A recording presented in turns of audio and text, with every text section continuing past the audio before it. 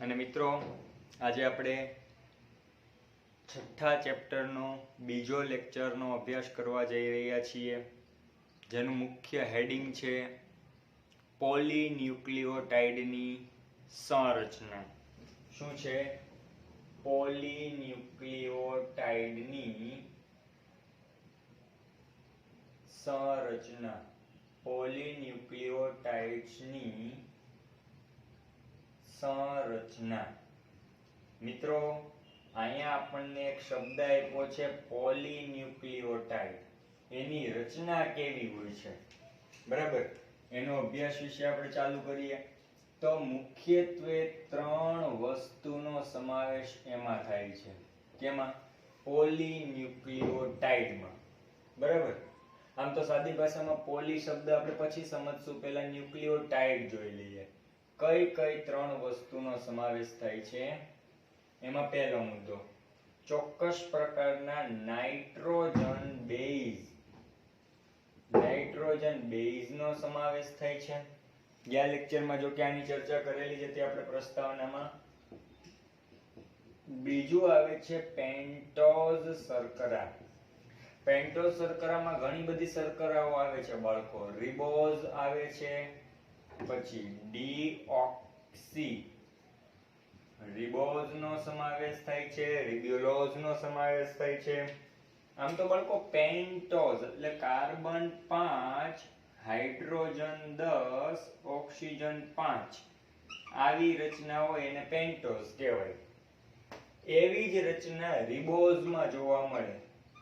C5H10O5 આને ribose કહેવાય. પરંતુ જો એક ઓક્સિજન દૂર થયેલો હોય, એક ઓક્સિજન દૂર થયેલો હોય તો C5H10O4 જેને આપણે કહેશું ડીઓક્સી રિબોઝ, બરાબર? રિબોઝ શર્કરામાં 5 ઓક્સિજન હોય, ડીઓક્સી રિબોઝમાં 4 ઓક્સિજન હોય. રિબોઝ શર્કરા RNA રિબોઝ ન્યુક્લિક એસિડ. ખ્યાલ આવ્યો? Ribose nucleic acid. જ્યારે ડીઓક્સી રિબોઝ શૃંખલા DNA માં હોય, ડીઓક્સી રિબોઝ ન્યુક્લિક એસિડ. તો આવી શર્કરા. અને ત્રીજું છે એમાં જોડાય છે ફોસ્ફેટ જૂથ, બરાબર? આ ઉપરાંત પણ આપણને ખબર છે નાઇટ્રોજન બેઝ બે પ્રકારના છે, એક પ્યુરિન અને એક પિરિમિડિન. પ્યુરિન અને પિરિમિડિન બેઝ. પ્યુરિનની અંદર એડિનાઇન, પિરિમિડિનમાં થાઇમિન, પ્યુરિનની અંદર ગ્વાનિન, પિરિમિડિનમાં સાઇટોસિન તેમજ યુરેસિલનો સમાવેશ થાય છે. ડીએનએ ની જો વાત કરીએ તો તેની અંદર એડિનાઇનની સામે થાઇમિન અને ગ્વાનિનની સામે સાઇટોસિન આવા બંધથી જોડાયેલા હોય, હાઇડ્રોજન બંધથી. એડિનાઇનની સામે 2 નબળા હાઇડ્રોજન બંધથી થાઇમિન, ગ્વાનિનની સામે 3 નબળા હાઇડ્રોજન બંધથી સાઇટોસિન. એટલે કે એડિનાઇન છે પ્યુરિન છે, એક પ્યુરિન તો સામે એક પિરિમિડિન. ગ્વાનિન છે પ્યુરિન છે, એ પ્યુરિન બેઝ તો સામે પિરિમિડિન બેઝ, બરાબર? ડીએનએ હોય તો એમાં યુ નો અર્થ થાય છે યુરેસિલ, એ જોવા મળતો નથી. પરંતુ બાળકો જ્યારે RNA ની વાત આવે તો એમાં AUGC એવી વાત હોય. એડિનાઇન, યુરેસિલ, ગ્વાનિન, સાઇટોસિન, જેમાં થાઇમિન જોવા મળતો નથી. આ મુખ્ય તફાવત છે ડીએનએ અને આરએનએ માંના ઘણા બધા મુખ્ય તફાવતમાંનો એક, બરાબર? તો કોઈ પણ ન્યુક્લિયોટાઇડ બનવું હોય, ન્યુક્લિયોટાઇડ, ત્યારે એની પાસે આપણી પાસે ત્રણ વસ્તુ છે. નાઇટ્રોજન બેઝ જેના બે પ્રકાર છે, નાઇટ્રોજન પ્યુરિન અને પિરિમિડિન. પેન્ટોઝ શર્કરા જેના બે પ્રકારમાં, રિબોઝ જે આરએનએ માં વપરાય અને ડીઓક્સી રિબોઝ જે ડીએનએ માં વપરાય, અને એક ફોસ્ફેટ જૂથ, બરાબર? હવે બાળકો જ્યારે નાઇટ્રોજન બેઝ એટલે કે પ્યુરિન અને પિરિમિડિન બેઝ ઈ જ્યારે કોઈ ચોક્કસ શર્કરા સાથે જોડાય, શર્કરા રિબોઝ હોય કે ડીઓક્સીરિબોઝ, ત્યારે જે બને ને એને કહેવાય ન્યુક્લિઓસાઇડ. શું કહેવાય? ન્યુક્લિઓસાઇડ. હવે આ જે શર્કરા અને નાઇટ્રોજન બેઝ જોડાય, ઈ જોડાય હંમેશને માટે ગ્લાયકોસિડિક બંધથી. કયા બંધથી? ગ્લાયકોસિડિક બંધથી. હવે સમજવાનો મુદ્દો એ આવ્યો છે કે નાઇટ્રોજન બેઝ શર્કરા સાથે ગ્લાયકોસિડિક બંધથી જોડાય અને ઈ પણ હંમેશને માટે આ 5 કાર્બન જે છે, 5 કાર્બન એમાંથી પહેલા કાર્બન સાથે. કેટલામાં કાર્બન સાથે બાળકો? એટલે બોલાય એમ કે ભાઈ પહેલા કાર્બન કોઈ પેન્ટોઝ શર્કરા છે 5 કાર્બનની, એના પહેલા કાર્બન હારે ન્યુક્લિઓસાઇડ બને, પહેલા કાર્બન હારે નાઇટ્રોજન બેઝ જોડાય. હવે નાઇટ્રોજન બેઝ આપણી પાસે ઘણા બધા છે, એડિનાઇન, ગ્વાનિન, સાઇટોસિન, થાઇમિન, યુરેસિલ વગેરે વગેરે, બરાબર? તો જોજો, જો એડિનાઇન જોડાય તો એને કહેવાય એડિનોસાઇન. નામ લાગે એડિનોસાઇન. એડિનાઇન જોડાય તો, બરાબર. એમાંય શર્કરા કેવી જોડાણી? જો ડીઓક્સી શર્કરા જોડાય તો એને નામ આપવામાં આવે ડીઓક્સી એડિનોસાઇન, બરાબર. એવી જ રીતે બાળકો ગ્વાનિન જોડાય તો ગ્વાનોસાઇન તરીકે ઓળખાય, અને ડીઓક્સી શર્કરા જોડાય તો ડીઓક્સી ગ્વાનોસાઇન તરીકે ઓળખાય, બરાબર. એડિનાઇન, પછી ગ્વાનિન, પછી આવ્યું થાઇમિન, સાઇટોસિન અને યુરેસિલ. થાઇમિન જોડાય, બરાબર, કે સાઇટોસિન જોડાય. એમાંની આપણે પહેલા સાઇટોસિન જોઈ લઈએ.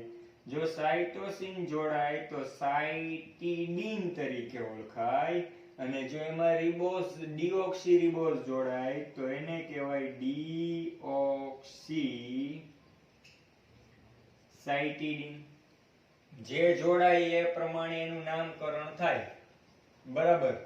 એવી જ રીતે યુરિડીન અને ડીઓક્સીથાઇમિડીન, એવી જ રીતે આવે યુરિડીન, યુરેસિલ જોડાય તો, અને થાઇમિન ની સાથે ડીઓક્સી જોડાય તો કહી શકાય ડીઓક્સીથાઇમિડીન. રેડી?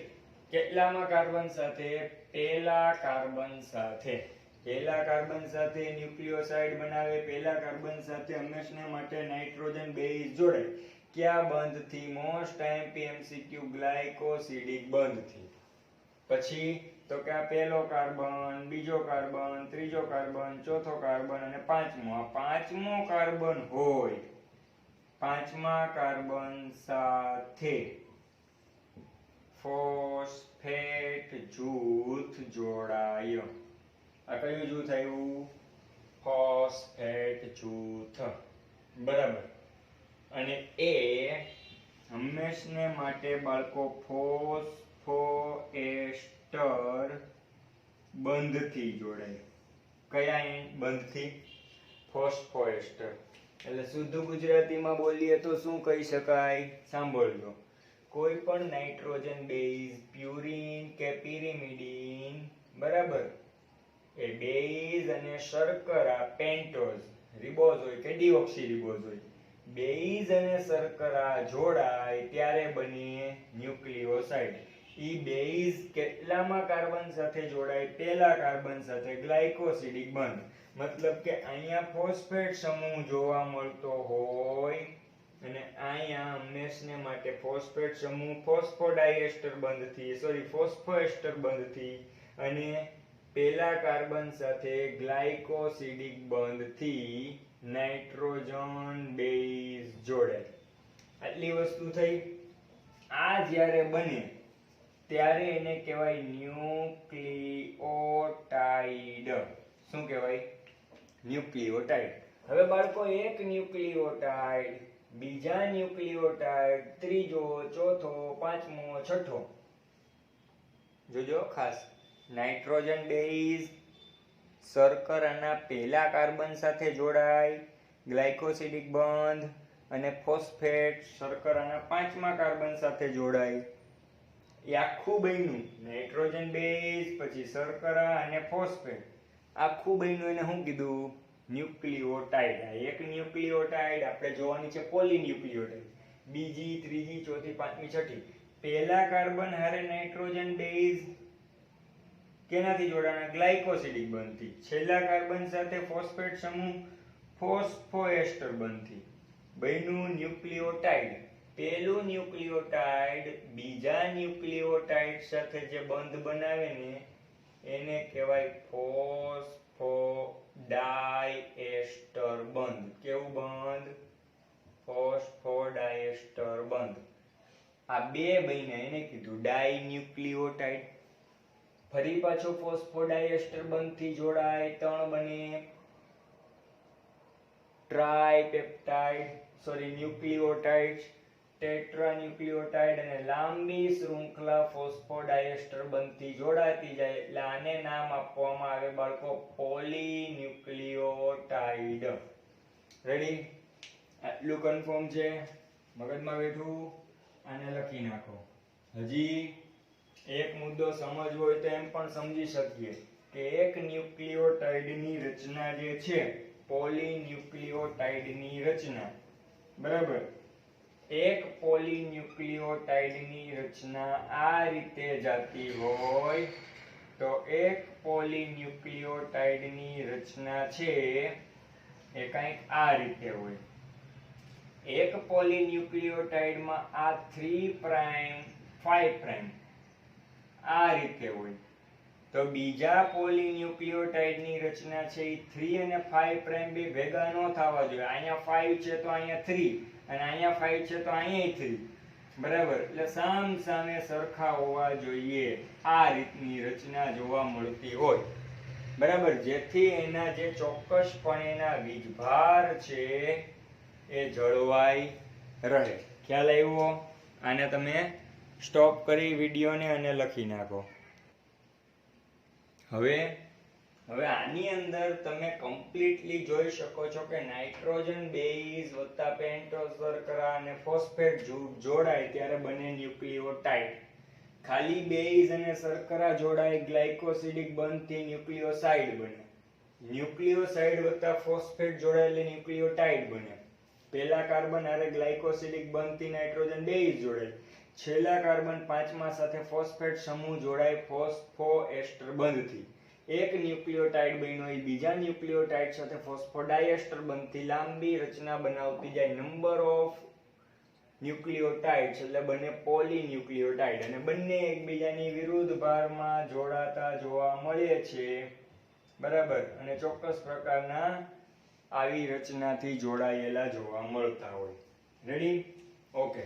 હવે સૌ પ્રથમ આ બધી વસ્તુનું નિરીક્ષણ કરનાર વૈજ્ઞાનિક કોણ હતા? ફ્રેડરિક મિશર, જેણે ન્યુક્લિઇક એસિડ એવો શબ્દ આપ્યો હતો, પરંતુ પહેલાના સમયમાં એણે શબ્દ આપ્યો હતો ન્યુક્લેઇન. કયો શબ્દ આપ્યો હતો બાળકો? ન્યુક્લેઇન. 1869 માં ફ્રેડરિક મિશર નામના વૈજ્ઞાનિકે કોષ કેન્દ્રની અંદર બધું જોયું અને નામ આપ્યું ન્યુક્લેઇન. આ બધું હોય છે ક્યાં? તો કે આપણા કોષની અંદર, કોષના કોષ કેન્દ્રમાં એમના જોવા મળે રંગસૂત્ર, અને એમાં જોવા મળે, ઝૂમ કરીને જોતા, ડીએનએ. ડીએનએ નો એટલો ભાગ કટકો કરીને જોઈએ તો આપણને ત્યાં જોવા મળે પોલીન્યુક્લિયોટાઇડ. શું જોવા મળે? પોલીન્યુક્લિયોટાઇડ. પરંતુ થોડા સમય પછી વિલ્કિન્સન અને ફ્રેન્કલિન નામના વૈજ્ઞાનિકે એક સરસ મજાનો પ્રયોગ કર્યો હતો જેનું નામ હતું એક્સ-રે વિવર્તન. એક્સ-રે કિરણોની મદદથી વિવર્તન આપ્યું, એનું માહિતી આપી. એની માહિતી પરથી 1953 માં વોટસન અને ક્રિક જેણે DNA ની સંરચના સમજાવી અને કહ્યું કે ભાઈ DNA કુંતલ આકારનું હોય છે, બરાબર, જેથી એની બેવડી કુંતલ વલિત રચના જેને ડબલ હેલિક્સ તરીકે ઓળખાય, ડબલ હેલિક્સ રચના સમજાવી. કઈ રચના સમજાવી? Double helix.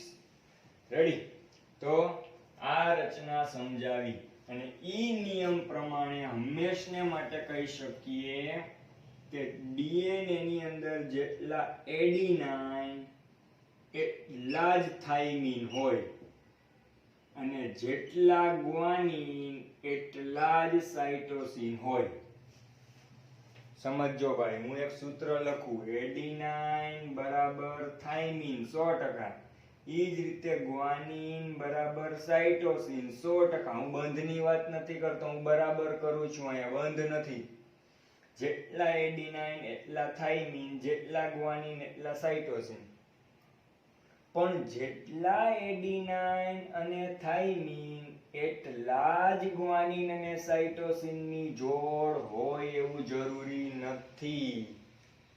જેટલા એડિનાઇન એટલે નાઇટ્રોજન પ્યુરિન બેઝ, એટલા જ થાઇમીન એટલે નાઇટ્રોજન પિરિમિડિન બેઝ. સાચી વાત. જેટલા ગ્વાનીન એટલે નાઇટ્રોજન પ્યુરિન, જેટલા સાઇટોસિન એટલે પિરિમિડિન, જેટલા પ્યુરિન બેઝ એટલા પિરિમિડિન બેઝ, જેટલા એડિનાઇન એટલા થાઇમીન, જેટલા પ્યુરિન એટલા પિરિમિડિન, જેટલા ગ્વાનીન એટલા સાઇટોસિન. પણ જેટલા એડિનાઇન અને થાઇમીન એટલા જ ગ્વાનીન અને સાઇટોસિન હોય એવું જરૂરી જોડ નથી. આ છે એટલા જ આ હોય, આ છે એટલા જ આ હોય, પણ આ બે છે એટલા જ આ બે હોય એવું જરૂર નથી. સજીવ પ્રમાણે બદલાતા રહે. સમજો ખાસ, બરાબર. અને બીજો નિયમ કે એડિનાઇન અને થાઇમીન હંમેશને માટે બે નબળા હાઇડ્રોજન બંધથી, ગ્વાનીન અને સાઇટોસિન હંમેશને માટે ત્રણ નબળા હાઇડ્રોજન બંધથી જોડાયેલા હોય. રેડી? આ મગજમાં રાખવું. એટલે એનું પ્રમાણ જે છે ભાઈ એ હંમેશને માટે અચળ રહે છે અને સમાન રહે છે. એડિનાઇન એટલા થાઇમીન, ગ્વાનીન એટલા સાઇટોસિન. પણ જેટલા એડિનાઇન થાઇમીન એટલા જ ગ્વાનીન સાઇટોસિન ઈ નક્કી નથી. આટલું કન્ફર્મ. અને જ્યારે વોટસન અને ક્રિકે 1953 માં DNA ની બેવડી રચના સમજાવી ત્યારે એને અમુક પ્રકારની ખાસિયતો આપી હતી કે ભાઈ DNA ચોક્કસ છે અને એવું જ એનું કાર્ય હોઈ શકે. શું હોઈ શકે? એની ખાસિયતો શું? એની પહેલી ખાસિયત સરસ મજાની એવી હતી, બરાબર, એની ખાસિયતો કંઈક વિશિષ્ટ હતી. એમાં એની પહેલી ખાસિયત એ હતી કે DNA બે પોલીન્યુક્લિઓટાઇડ શૃંખલાનું બનેલું છે. શૃંખલાનું બનેલું હોય છે. ફાઇનલ જ છે, બરાબર. જેનો આધાર શર્કરા પર છે.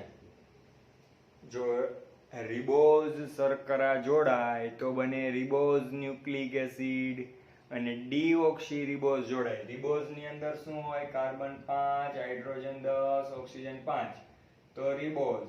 અને ડીઓક્સી ની અંદર કાર્બન 5, હાઇડ્રોજન 10, ઓક્સિજન 4. એક ઓક્સિજન શું થઈ ગયું? ડી, દૂર થયું.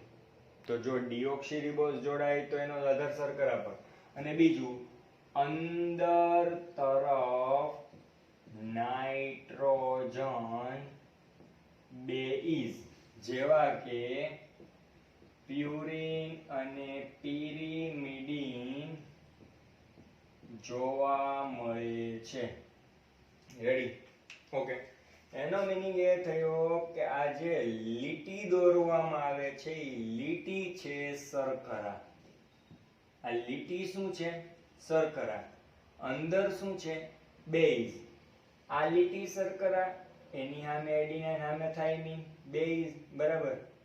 ખ્યાલ આવ્યો? અને બાર છે એ ફોસ્ફેટ સમૂહ. ખ્યાલ આવ્યો? આ મુદ્દો મગજમાં. રેડી? ઓકે. જો કે ગયા વખતના લેક્ચરમાં આપણે અહીં ચર્ચા કરેલી હતી. બીજો મુદ્દો એ છે કે બંને શૃંખલા પ્રતિ સમાંતર ધ્રુવતામાં જોવા મળે છે. બંને શૃંખલા પ્રતિ સમાંતર ધ્રુવતામાં જોવા મળે, એટલે કે એકનો 3' નો છેડો હોય, બીજાનો 5' નો છેડો. 5' ના છેડે ફોસ્ફેટ સમૂહ હોય, 3' ના છેડે OH સમૂહ હોય. તો અહીંયા ફરી પાછો OH સમૂહ નો આવવો જોઈએ અને અહીંયા પાછો ફોસ્ફેટ ના આવવો જોઈએ. તો 5' ની જગ્યાએ શું લખીએ? 3'. અહીંયા 3' છે તો અહીં શું લખીએ? 5'. અહીંયા 5' લખ્યું તો એનો મતલબ ફોસ્ફેટ સમૂહ અહીંયા આવ્યો. 3' લખ્યું એનો મતલબ OH સમૂહ અહીંયા આવ્યો. ખ્યાલ આવ્યો? જેથી તેની ધ્રુવતા સમાંતર જોવા મળે છે, એકબીજાને પ્રતિ સમાંતર જોવા મળે. બરાબર? ત્રીજું એની ખાસિયત કોણે આપી? 1953 માં વોટસન અને ક્રિકે. કોણે આપી? 1953 માં વોટસન અને ક્રિકે. ત્રીજું શું છે? તો કે જે બેઝ છે એ હાઇડ્રોજન બંધથી જોડાઈને બેઝ પેર, એટલે કે બેઝની નાઇટ્રોજન બેઝ, પિરિમિડિન અને પ્યુરિન બેઝની જોડ બનાવે છે. બીપી, જેનો અર્થ શું થાય છે બાળકો? બેઝ પેર.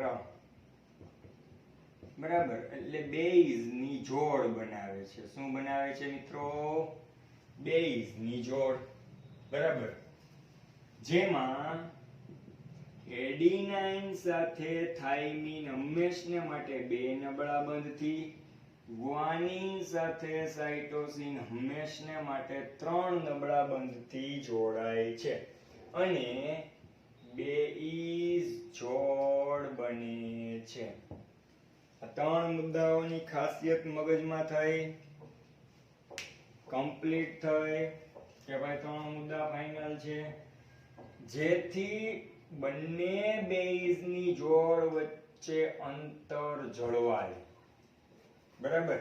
દાખલા તરીકે આ DNA છે તો DNA ની વચ્ચે થોડું આપણે વાઇડ કરીને જોઈએ, ઝૂમ આઉટ કરીને, જેથી તમને વધારે ખ્યાલ આવે. આ DNA જે છે બાળકો, એમાં હંમેશને માટે એડિનાઇન છે તો એ 2 નબળા હાઇડ્રોજન બંધથી થાઇમિન સાથે, ગ્વાનિન છે તો એ 3 નબળા બંધથી સાઇટોસિન સાથે. જો સાઇટોસિન હોય તો ફરી પાછા 3 બંધ ગ્વાનિન, જો ગ્વાનિન હોય તો 3 બંધ સાઇટોસિન, જો થાઇમિન હોય તો 2 બંધ એડિનાઇન, એડિનાઇન હોય તો 2 બંધ થાઇમિન. એટલે પ્યુરિન બેઝ આવે તો પિરિમિડિન હોય, પિરિમિડિન હોય તો પ્યુરિન હોય, purine pyrimidine, pyrimidine purine, purine pyrimidine, pyrimidine purine. એ બેના લગ્ન થઈ ગયેલા છે. એડિનાઇનના લગ્ન થાઇમિન સાથે થયા છે, ગ્વાનિનના લગ્ન સાઇટોસિન સાથે થયા છે. ખ્યાલ આવ્યો?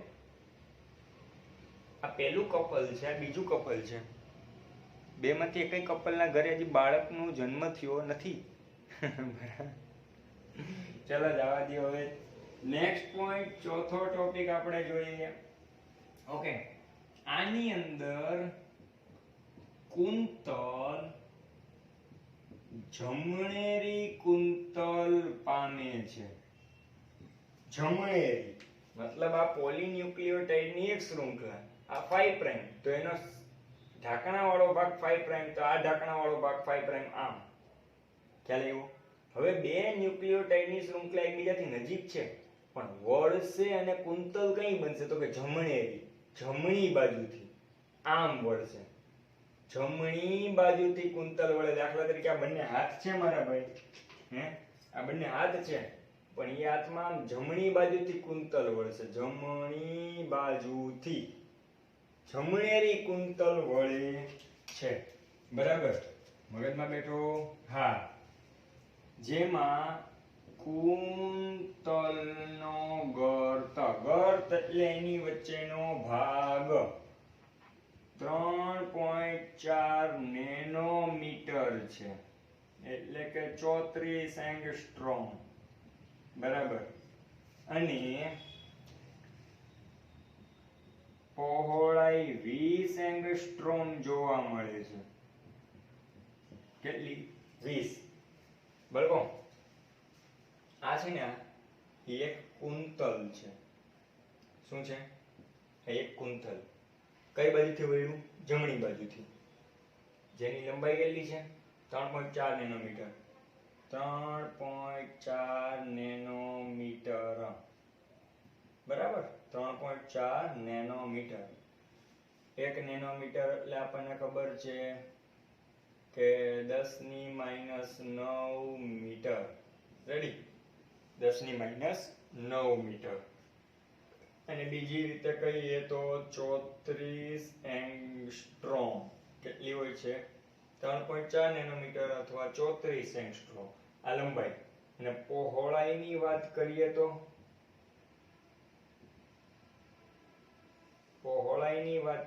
આપણે તો ઈ હોય છે 20 એંગસ્ટ્રોમ. હજી આગળ, આ ઉપરાંત દરેક વળાંકમાં 10 બેઝ પેર, બરાબર, 10 બેઝ પેર હોય છે. અહીંયા જોવો તો કેટલી જોડ? એક જોડ, બીજી, ત્રીજી, ચોથી, પાંચમી, આવી એક કુંતલના રચનામાં કેટલી જોડ આવે? 10 બેઝ પેર. હવે વિચારવાનો મુદ્દો એ આવે છે, 10 બેઝ પેર. જો 10 બેઝ પેર વચ્ચે અંતર 3.4 નેનોમીટર નું હોય તો એક બેઝ પેર ની વચ્ચે અંતર કેટલું? વિચારો જોઈએ. શોર્ટ એન્ડ સિમ્પલ છે, 0.34 નેનોમીટર. આમ એક બેઝ પેર અને બીજી બેઝ પેર, આ બે બેઝ પેર વચ્ચેનું અંતર કેટલું હોય? 0.34 નેનોમીટર. જો એમ ન કયો તો એંગસ્ટ્રોમની દ્રષ્ટિએ ગણો તો 3.4 એંગસ્ટ્રોમ. ખ્યાલ આવે કે નહીં ભાઈ? 34 એંગસ્ટ્રોમમાં 10, 34 એંગસ્ટ્રોમમાં 10 બેઝ પેર હોય તો એક એંગસ્ટ્રોમમાં કેટલી? 3.4 એંગસ્ટ્રોમ. બરાબર, એક બેઝ પેર થી બીજી બેઝ પેર વચ્ચે અંતર. આ ઉપરાંત બાળકો વોટસન અને ક્રિક, જેને ડીએનએ ની આખી ખાસિયતો આપી છે, ડીએનએ ની શોધ કરી છે, કુંતલની રચનાનો ખ્યાલ આપણને આપ્યો છે, એને સેન્ટ્રલ ડોગમાં પણ સમજાવ્યું. સેન્ટ્રલ ડોગમાં સમજાવ્યું એટલે શું? તો કે જ્યારે કોઈ પણ ડીએનએ હોય, ઈ ડીએનએ આરએનએ બનાવે, ઈ આરએનએ શું બનાવે? પ્રોટીન. જ્યારે ડીએનએ નું પોતાના જેવું જ ડીએનએ પણ બને, ઈ બનવાની ક્રિયાને કહેવાય સ્વયંજનન. ડીએનએ પોતાના જેવું ડીએનએ બનાવે, પણ ડીએનએ માંથી જ્યારે આરએનએ બને, ડીએનએ માંથી શું બને? આરએનએ. ત્યારે ઈ ઘટનાને કહેવાય પ્રત્યાંકન. બરાબર, ટ્રાન્સક્રિપ્શન. ઓપ્શન ઓકે અને RNA માંથી પ્રોટીન બને ત્યારે એને કહેવાય ભાષાંતર એટલે કે ટ્રાન્સલેશન. પણ બાળકો તમને ખ્યાલ છે RNA ના 3 પ્રકાર છે. એક tRNA, એક rRNA અને એક mRNA. તો કયું RNA બનતું હશે? યાદ રાખજો DNA માંથી RNA બને ને ઈ mRNA બને. કયું RNA બને બાળકો? mRNA. બરાબર. આ આખી બધી ખાસિયતો આપી 1953 ની પછીથી રિસર્ચ કરી અને 1953 માં વોટસન અને ક્રિકે જેવો એને ડીએનએ નો ખ્યાલ હોય ભેગું બધી ડિટેલ આપણને કમ્પ્લીટલી આપી. રેડી? તો ડીએનએ ની ખાસિયતો આમાંથી મોસ્ટ ઓફલી એમસીક્યુ પૂછાવાની શક્યતાઓ વધારે છે. બરાબર? તો આવી જ અવનવી વાતોને કમ્પ્લીટ કરવા માટે અને નવી માહિતી શીખવા માટે આપણી ચેનલને લાઈક કરો, શેર કરો અને સબસ્ક્રાઇબ કરો. બીજી વસ્તુ ચેપ્ટર નંબર 6 ચાલુ છે. એમાં હવે પછી આપણો લેક્ચર નંબર આવશે 3 જેનું નામ હશે ડીએનએ કુંતલનું પેકેજિંગ. આ ટોપિક તમે જ્યારે 3જો લેક્ચર જોવા બેસો એ પહેલા હંમેશને માટે આ ટોપિકને ડીએનએ કુંતલના પેકેજિંગને મિનિમમ 2 થી 3 વખત ટેક્સ્ટ બુકમાંથી વાંચી લેજો. ઓકે? ડન? ઓકે. તો આવજો. જય હિન્દ, જય ભારત, મહાદેવ હર.